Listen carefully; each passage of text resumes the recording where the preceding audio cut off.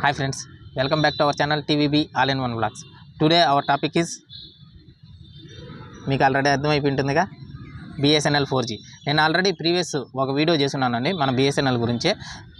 ఈ వీడియో కొత్త వాళ్ళు చూస్తుంటే ఆ వీడియోని కూడా చూడండి, మీకు ఇంకా చాలా ఇంట్రెస్టింగ్గా ఉంటుంది. ఇది సెకండ్ పార్ట్, అది ఫస్ట్ పార్ట్ అనమాట. మీరు బిఎస్ఎన్ఎల్ సిమ్ నాకు ఆల్రెడీ బిఎస్ఎన్ఎల్ సిమ్ ఉంది. నాకు ఆల్రెడీ 2 సిమ్స్ ఉన్నాయి, జియో ఉంది, ఎయిర్టెల్ ఉంది. ఇది కొత్తగా బిఎస్ఎన్ఎల్, కొత్త ఏం కాదు, బిఎస్ఎన్ఎల్ నాకు ఎప్పటి నుంచో ఉంది, మీకు చూపించాలని నేను తీసుకున్నాను. బిఎస్ఎన్ఎల్ సిమ్ము మీరు ప్రజెంట్ అయితే తీసుకొని వాడే పని అయితే వాడండి. మీ దగ్గర ఆల్రెడీ ఉన్న ఎయిర్టెల్ కానీ, జియో కానీ, విఐ కానీ ఏదైనా సిమ్లు ఉంటే అవి వాటిలోనే కంటిన్యూ అవ్వండి ప్రజెంటు. ఎందుకంటే ఎట్టి పరిస్థితుల్లో బిఎస్ఎన్ఎల్లోకి మీరు పోర్ట్ అవ్వద్దండి. పోర్ట్ అయ్యారంటే చాలా ఇబ్బందులు పడతారు. ఎందుకంటే మనకి దీనికి టవర్లు అయితే ఎక్కువ ఉన్నాయి, కానీ ఇది ఫుల్ ఫ్లెడ్జ్డ్గా అంత సర్వీస్ అయితే లేదు ప్రజెంట్ దీనికి బిఎస్ఎన్ఎల్కి. అందుకని మీరు బిఎస్ఎన్ఎల్లోకి ఎట్టి పరిస్థితుల్లో పోర్ట్ అవ్వద్దు. పోర్ట్ అయితే చాలా ఇబ్బందులు పడాల్సి వస్తుంది, అందుకని పోర్ట్ అవ్వద్దు. తర్వాత రెండో పాయింట్ ఏంటంటే, మీరు ఇప్పుడు టారిఫ్ ప్లాన్స్ అన్నీ హెవీగానే ఉన్నాయి, కానీ వాటిలోనే కంటిన్యూ అవ్వండి. ఇప్పుడు బిఎస్ఎన్ఎల్ కొన్ని ఏరియాల్లో మాత్రం, ఇప్పుడు నేనున్న ఏరియాలో అయితే 4G వస్తుంది, కానీ ఇప్పుడు అంత ఎఫెక్టివ్ అయితే లేదు. 5G అయితే అసలు లేదు. అది మన ఫ్యూచర్లో మాత్రం ఖచ్చితంగా వస్తుంది.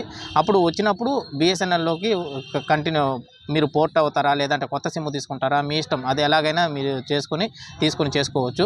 కానీ ప్రజెంట్ అయితే దాంట్లోకి రావద్దండి. ఎందుకంటే ప్రతి ఒక్కరు ఇప్పుడు కుప్పలు తెప్పలుగా వచ్చి పడిపోతున్నారు దేని మీద, బిఎస్ఎన్ఎల్ మీద.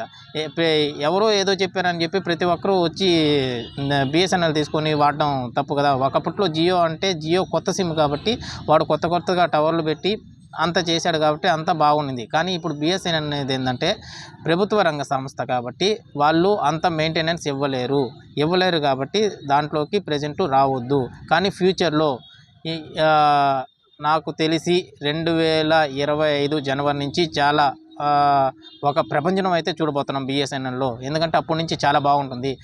మీరు ఆ తర్వాత పోర్ట్ అయినా లేదు కొత్త సిమ్ తీసుకున్న దాంట్లో కంటిన్యూ అయితే చాలా బాగుంటుంది. ఎందుకంటే మన రతన్ టాటా గారు కూడా దాంట్లో మేజర్ పార్ట్ కాబట్టి అది ఇంకా చాలా బాగుంటుంది. ఎందుకంటే మన రతన్ టాటా గారి గురించి అసలు చెప్పాల్సిన అవసరం లేదు. ఆయన మొన్న కరోనా టైంలోనే ఆయనకు ఉన్న ఆస్తిలో 60% దేశానికే ధారాళంగా ఇచ్చేసాడు అనమాట.